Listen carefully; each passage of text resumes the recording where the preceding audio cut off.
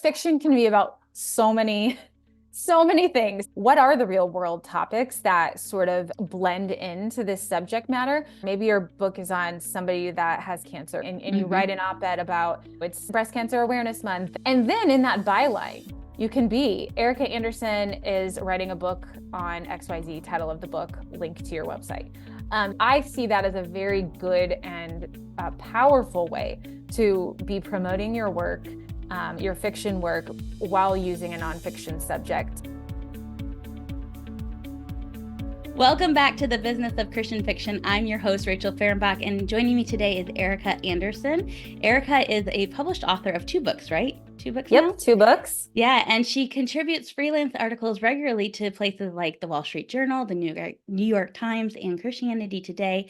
And so I wanted to ask Ericka, even though she's not a fiction writer, you guys, I wanted to ask her about her journey of freelance writing, because as I have gotten to know her and been watching her grow in her business as a freelancer, I realized this could be a really good way for fiction writers to make money while waiting for their novels to get published. And so, Ericka, I am so glad that you are joining us today. Thank you for being here.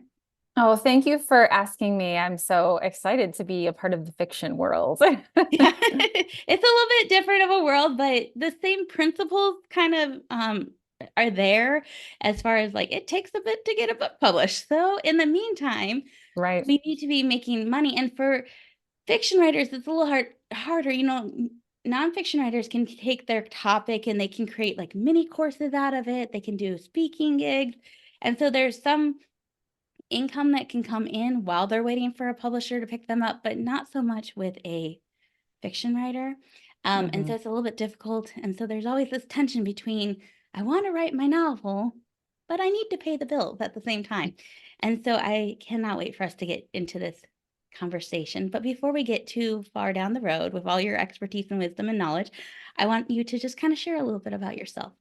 Tell us where you've been, how you got here, all the lovely Yeah. things. Yeah. So, well, I live in Indiana and I've always been a writer since I was a little girl. I definitely wrote some fiction when I was a kid. Definitely had like a notebook filled of a book that I wrote. Who knows what happened to it? But that's where I got my start. And so I've always loved writing, and I majored in journalism in college. But I really felt like I had very little direction after that. I didn't really have internships, or I didn't really have a mentor. So many things I would have done different back in those days. However, it all worked out. I ended up working in communications more generally, of course, using some of those writing skills, but I had a variety of different like digital marketing and communications jobs over the years. And I was fortunate enough to work in one of those positions at a magazine called National Review. And at that magazine, I got opportunities to write a little bit. And I also got to work with really amazing writers.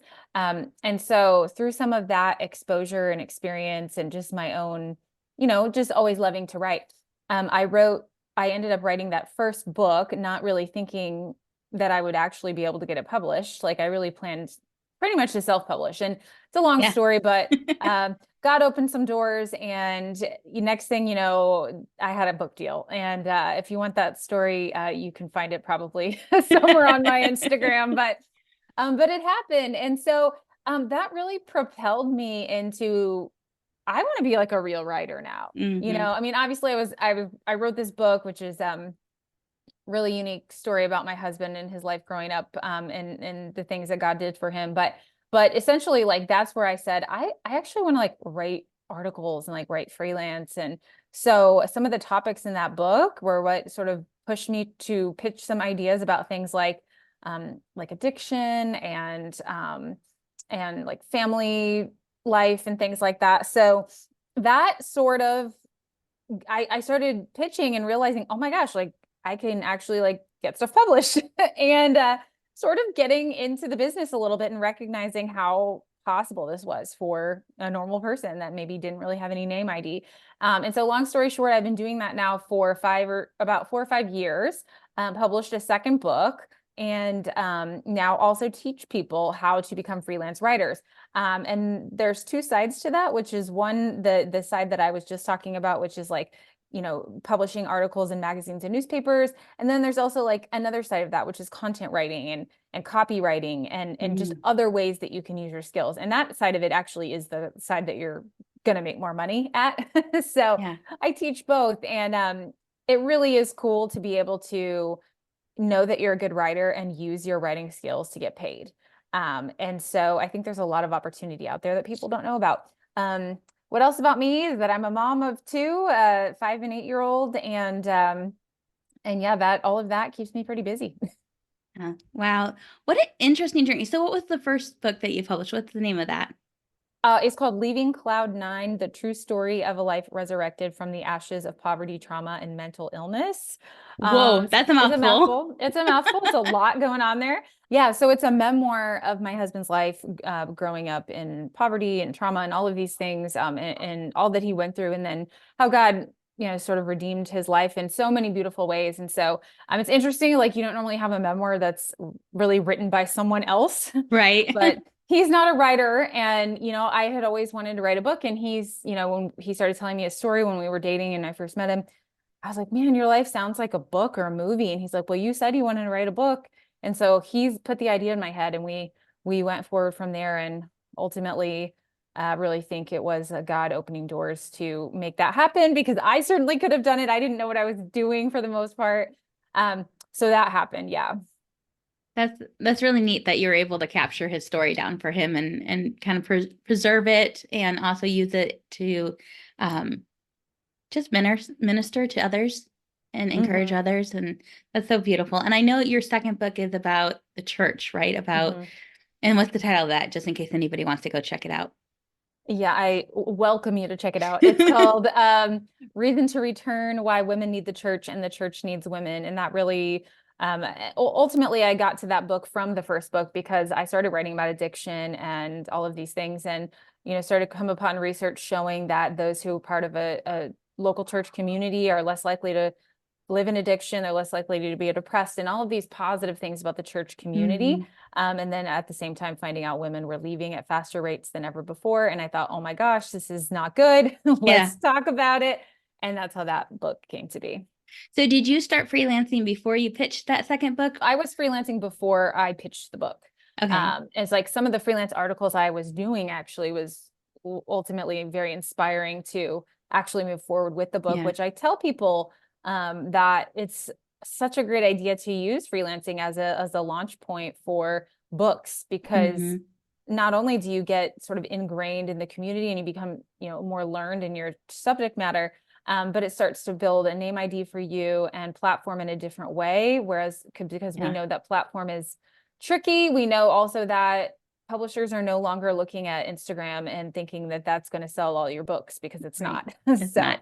Numbers don't equal sales, mm-mm, necessarily number of followers, I mean. mm-mm. So when you went to pitch, were those, I'm assuming those articles, you listed those on your proposals and whatnot.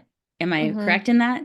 Like almost like I a portfolio of sorts? Yeah, you can do it like that. Like I think book proposals can be done different ways depending on how, like some people get super fancy and like they have graphic elements. I never had that. I don't, I just very straightforward, but I definitely included in my book proposal, like I've been published here, here, and here. And then also in the marketing side of my proposal, I talked about how like I would be looking to get published in XYZ places to talk about this book, as another form of my platform. Well, this is really interesting. So let's go into a little bit of how one even starts to get, what is I mean, high level. I know this is what you teach and coach on. So obviously we won't be able to get into the nitty gritty here, but just kind of like high level, how does one even go about freelancing? Like, how do you find the freelance Mhm. opportunities? How do you pitch them? Like, what exactly is freelancing? I guess we could probably Yeah. even just start there. Like, what Yeah. exactly is freelance writing? So freelancing is just getting paid to write in some capacity. And so sometimes when people talk about freelancing, they're talking about beyond writing. Like a lot of my freelancing is like I do social media stuff for people, but it's all encompassed under freelancing, and freelance writing would just be anything you write for money, basically. And so So there are a couple different avenues. So a lot of freelancers like myself, like really like to the balance of the two. Like we want to have magazines and newspaper articles, but we also want to have the more solid, consistent income that comes with the content writing type of Mm-hmm. position. And so you find those opportunities. Well, they're sometimes in the same place and sometimes in different places. I'll start with the magazines and the newspapers. So there are a lot of listservs and sort of locations online where people actually collect on a weekly or even twice weekly basis calls for pitches, which is just editors that have put it out there in the world. Hey, I'm taking pitches on XYZ. Mm, And then a lot of times, usually they include their email because they want pitches. wow. Um, Okay. so that is just like the perfect place to start if you just don't even know where to begin. But if you have like something you really want to write about, you don't see a pitch call for it, then you would kind of just try to figure out, well, where do I want to publish this? And if so, what part of the magazine would this go in, and who's the editor of that? And Mm-hmm. then try to figure out how can I get in touch with the editor and send this pitch. I'll caveat that by saying like a pitch is a very strategic thing and you can't just like send your idea in an email and hope it works out. Right. You really have to write a pitch in the correct way, which is you'll find a lot of that on my Instagram account. Like I have like tons of just little tips Tips. just all over my Instagram account. But of course, in my course, we go way in depth and all the things in that. But essentially, that's how you would do that side of things. On the content and copywriting side, there are always like places out there that are looking for just any number of kinds of writing jobs, whether it's somebody that like sometimes you'll see it, we need a breaking news person at this website, or we need a copywriter for our blog, or we need someone to write newsletters or ebooks or social media copy. And a lot of those job boards that I mentioned before will also include those kinds of positions that are available. So that's a great place to go. And then also LinkedIn is a really good place to find a That's lot of true. things. Yeah, that would make sense. LinkedIn would be a good because it's all And you about can set up networking alerts. connections and things. Right, right. And you Yeah. can set up alerts. So whatever you're looking for, or if it's in a certain area, you can get an email that's like, so there's this job just came open for content writer. Mm-hmm. Do you want to go check it out? And you can apply there. So that those are a couple of things. The other thing I would say is honestly, your current personal networks are probably more valuable than you think. A lot of times, if people don't even know that you're looking for work, right? And so if you put it out there in a specific way, hi, I'm a copywriter. Hi, I'm doing content writing now, and I'm looking for new clients this quarter. If you have any needs, like reach out. Putting that out on like your personal Facebook, even in things like that, people that you wouldn't even have any idea might have a need like that may see that and reach out. So, That's a good point. Yeah. and it's also the fact that most people would rather hire someone they know than get them off of Upwork. Yeah. It's just such a gamble in that environment. And if they're like, oh, well, I need this, and I know Ericka, so yeah, I would much rather hire her. I totally hired my VA because I knew her. I'm Right. like, I Yeah. would rather work with you than anybody else because I know Well, you. well, same. Like I had been hiring a VAs, and I had applications from people that I didn't know. And there was one girl that I didn't really know, but I kind of like we had kind of interacted online, and I immediately was like, I'm gonna go with her. Yeah. And Yeah. she's been amazing. So, Right. so that's the other thing that you can do. There's so much I could say, but I'll leave it there for now. I didn't even know about a lot of that. So that's amazing because in my head, I'm thinking it's going to be really time consuming to find those opportunities. Like you're going to have to be like crawling the web constantly to find. So it seems like there's already kind of a central place where that information has been brought together for you. Yep.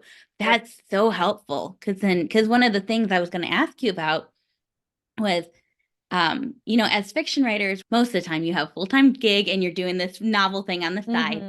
And so you don't have a ton of time, and that time needs to go to actually writing the novel and we're talking like 90,000 words, 80,000 words, you're putting a lot of time and energy into that. So for somebody who is listening to you and going, okay, well, that sounds like a good thing. How much time is actually involved on a weekly basis? Um, I'm sure it's a range. I'm sure it has to do with how much time you want to invest in it. But for somebody who maybe is already needing to kind of find time in the cracks for it, is it going to put a lot more burden on them? Or is it something that they could put a couple hours to a week and still be successful with it?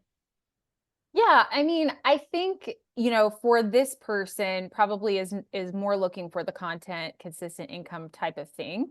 And I think that is the great thing about freelance is that there is a lot of flexibility. You're not expected to be anywhere at any certain time. Usually it's on your own time whenever you can get it done and however you work that out with whoever is hiring you to do the project. And sometimes it's on a project by project basis. So I think it's just making sure that you're really judging the kinds of positions that you're applying for, to see if it would work for you and your schedule or not. Because I think some of them are much lighter than others. Mm.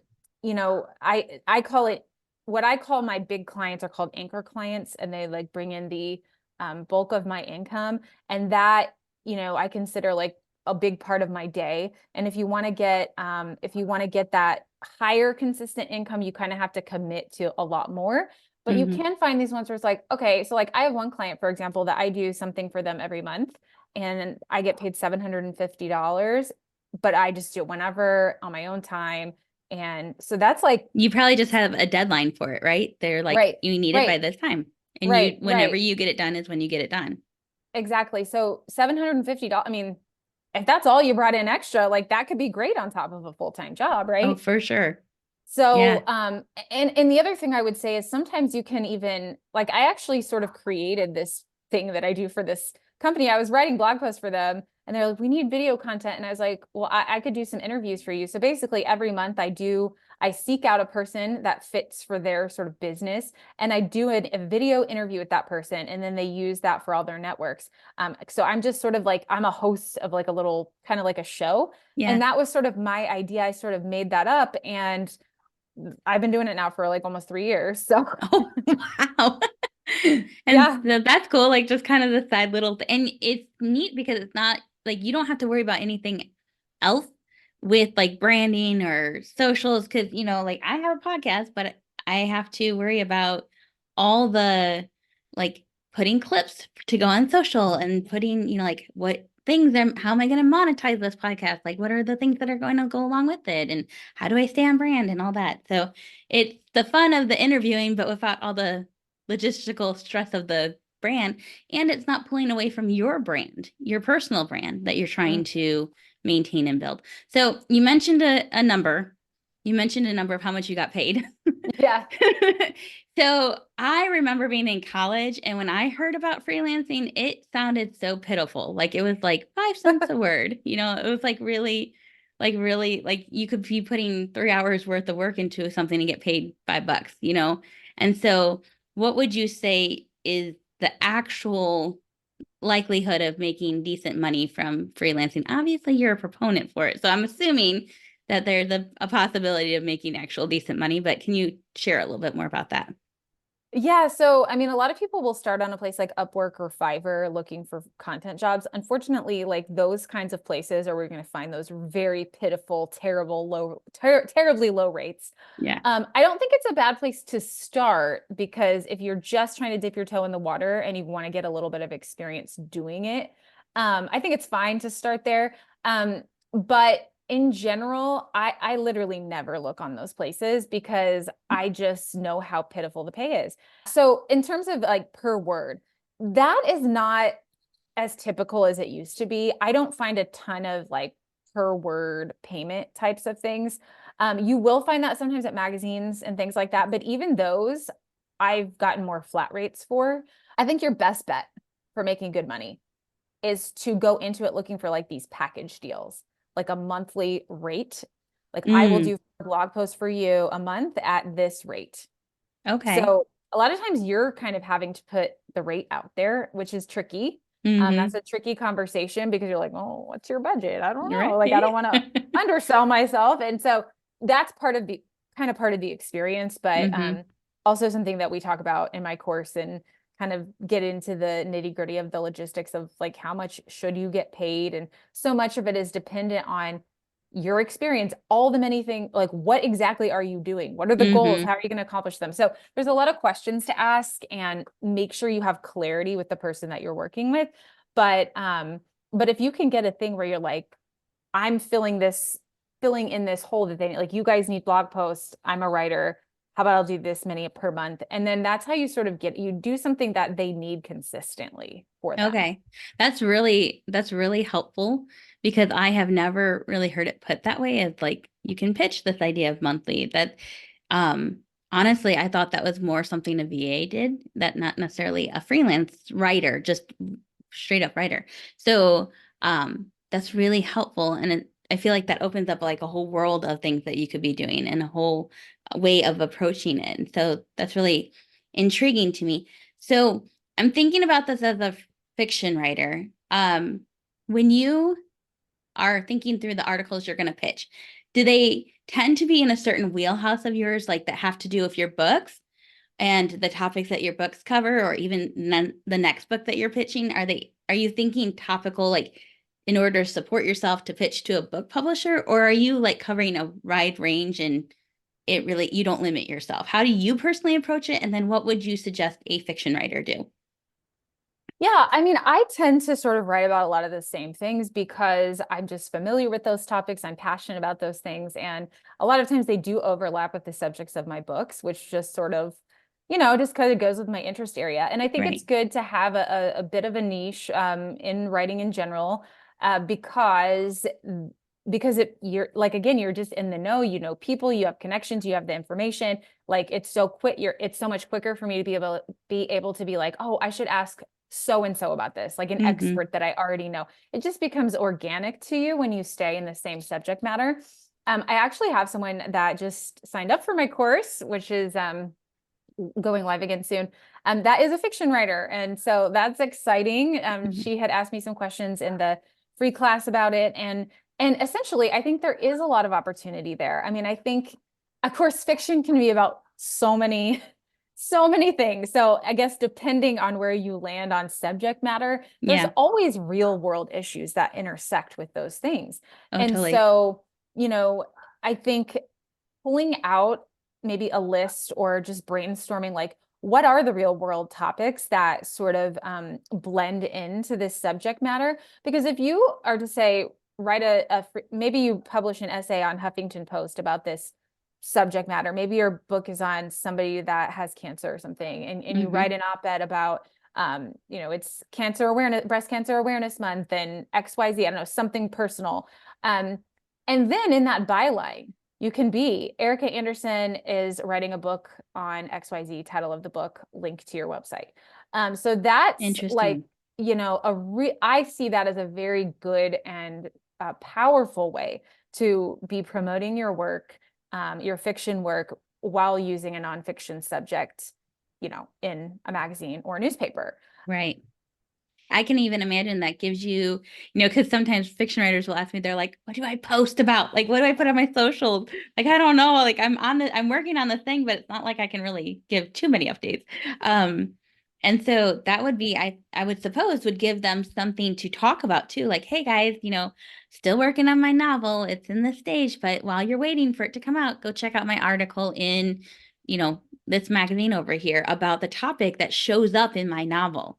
And the more Mm-hmm. you're saying that, the more you become like an expert about that Right. topic, so that when your novel does come out, it's both created some buzz in the people that are following you, but also kind of created some um way for people to know that you're going to approach the topic in a way that either aligns with their beliefs or maybe aligns with they're willing to explore with you, Right. so it gives them a chance to feel like they kind of know where you're coming from before they invest their time reading your novel. Right. And I also think something that came to mind is writing about sort of maybe the industry or the niche that you're in. So um, maybe you could write about like what's like something in the in the fiction publishing industry, like an opinion that you have about like what's happening with books right now, or this particular genre of books, or a particular author's like trilogy came out and you have something to say about it. And so what can you be saying about other people and other figures in the fiction world? because opinions are, always people love to read people's opinions, and Yeah. there are there are publications that are focused specifically on things like that. And so just thinking about how can you say more about your subject or sort of this area that's not inside your book, but still contributes to the conversation, the larger conversation. Yeah, that's good. So for somebody who is wanting to get into this world of freelancing, what would be their first step? First step, follow me on I Instagram. was gonna say, if you don't say, come, come follow me. Follow me on Pitch and Publish. I mean, I do say that jokingly, but I do say it for real because I do really put good stuff on there. Sometimes I'm like, do I put too much? Too much. I'm like giving it away too much. Yeah. So that is a good place to start. But also I would say, not to be like so self-pitchy, but my email list is really a great place because every week I'm sending out like whatever I'm learning, I'm like sending it out. I do send out a few job opportunities in my email that I sort of curate for my audience.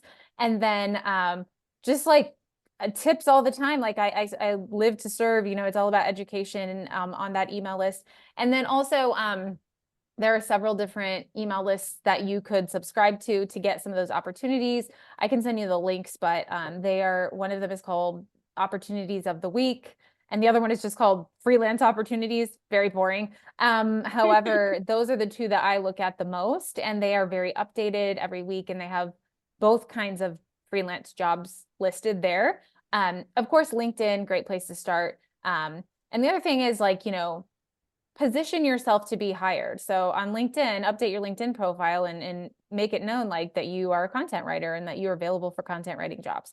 Like just at least make that part easy. If somebody's looking for you, they find you, that kind of a thing. So those are a few things I would do. And I'm not saying, that it's going to, the first thing that you look for is going to work out. It might take some time because it's new to you. But I think there's no shortage of opportunities. In fact, there are so many opportunities that like I can't even look at them all every day because they're like I could It's never just too apply. much. Yeah. There's so many. And so that's the problem, is not lack of jobs. That's good to know. That's good to know. Do you consider yourself a freelance writer first and then you have these books that you publish, or are you like, how do you refer to yourself? Are you like an author that has books and does freelance, or like how do you consider yourself? I just call myself a freelance writer because I think the books kind of fall under that as well. And then um, I really should, I'm told I should really say that I'm a business owner and I'm an entrepreneur because I own my own business and I'm like a solopreneur or whatever, but that just never feels right. So I just say freelance writer and that kind of covers it all. Yep, yep. So, okay, we've talked about some really positive things about freelancing. Namely, you have flexibility with time frame. There's some lucrative jobs out there. There's no lack of jobs. And there's lists that have already been cultivated for you of job opportunities. So there's all these lovely, wonderful things that are pros for freelancing. Are there any cons that we should be aware of, or like any negative things that we should be aware of?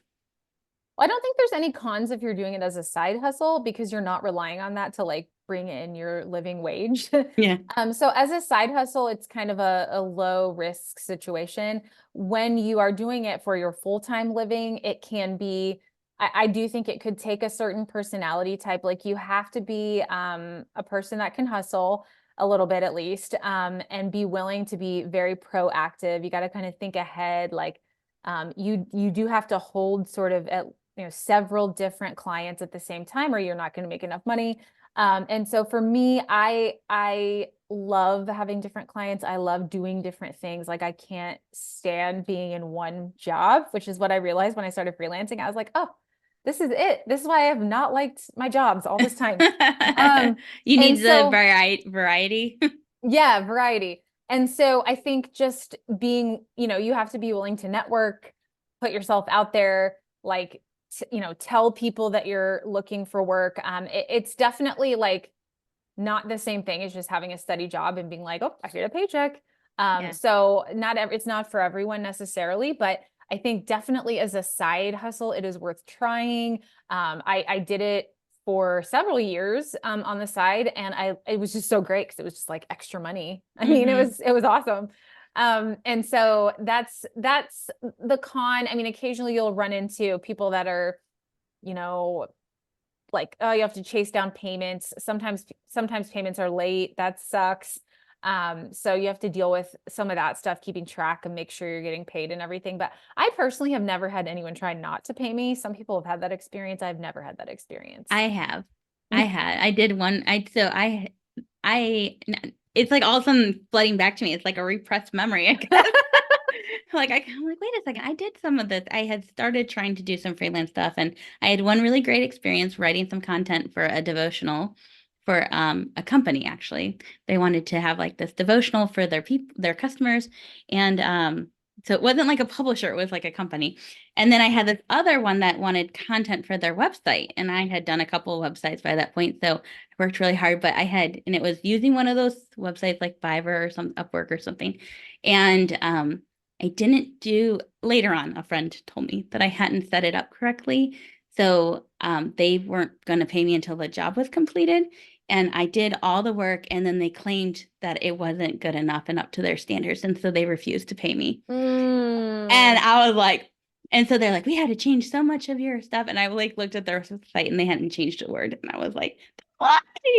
So, and that was Yeah, the last that's time I tried to do anything working for anybody else. well, what I will say about that, and I have never used Fiverr for a job myself, but that is the key in when you do start doing this is having a contract. It doesn't have to be this like 25-page long contract. I actually just sort of write my own and I just make stipulations like this cost covers one revision or Mm, you have to make it so if they do go outside of the scope of the work that you like if I do this, it's an extra cost and yeah. just make that very clear in the paperwork because then you have a legal right to get paid. Yeah.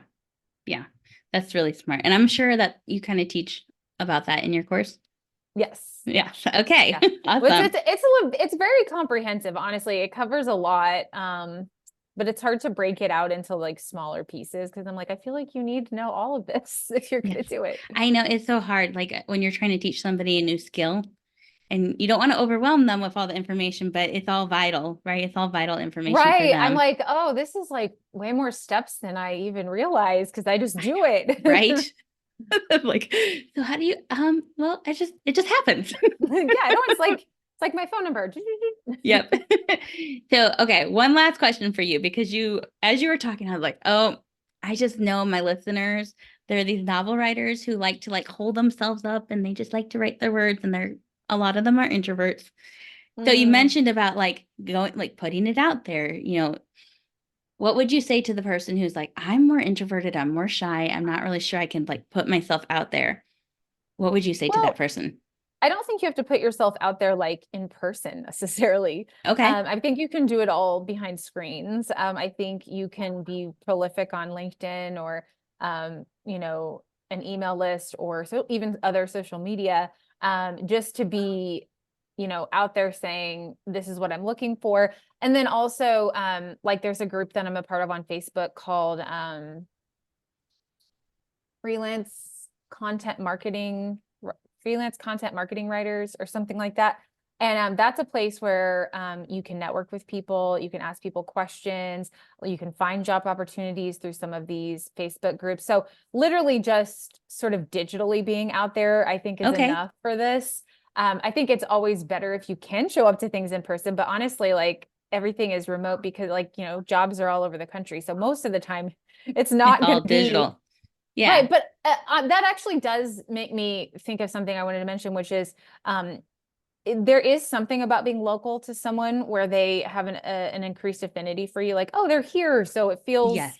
better, like they're a friend, even though they're not. So it Right. doesn't hurt to look locally, because you may have a better chance just for the fact that they can meet you in person and feel like they really trust what they're doing. That makes sense because I was just the other day looking for a print shop locally because I was like, if I don't have to like use some obscure printer on the web, on the internet, maybe I don't know. I just felt like feels better for my book to Yeah, be with somebody that I could go to totally. their shop and I could walk in the doors and know that And they're and going to you take could care of it, you know?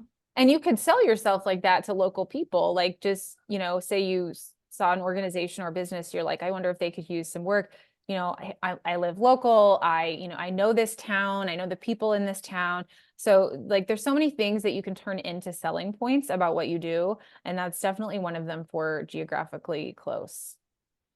Everything you have shared today has been so helpful. Like I have had my eyes open. I thought I've been following you for quite some time now, and like as on your author site, but also on your pitch and publish Instagram. And I learned some new things today, so that's Well, really I'm so helpful. glad. I hope everyone does. I think they will. And so for those who are like, all right, this woman knows what she's talking about. This sounds like a good opportunity for me. Where would they go to check out your course? Yeah, so my signature course is called Bragworthy Bylines Get Paid and Published. And you can find that at bragworthybylines.com, or you can check out my website at pitchandpublish.co. Bragworthy Bylines is available like as a solo course if you want to do it, just start now and do your own thing, and it doesn't have any group calls. But I also do live rounds. And so I'm doing one for February. The next one after February will probably be May, and the live round will probably be in May. And that is where we have live coaching calls, and there's a lot more personal coaching and interaction. And probably you get more out of that one. Might be a little more expensive, but I think worth it for the personal guidance. So either way, though, feel free to send me a message if you have any questions. I'm happy to answer questions. Thank you so much, Ericka. Before we go, just remind us where we can find you on Instagram. Yeah, so Pitch and Publish is my writing business, and that's where I share all the tips.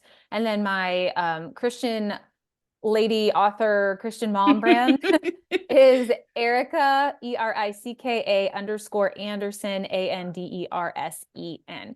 So yeah, it's like maintaining two is rough, but it is. Yeah, I know.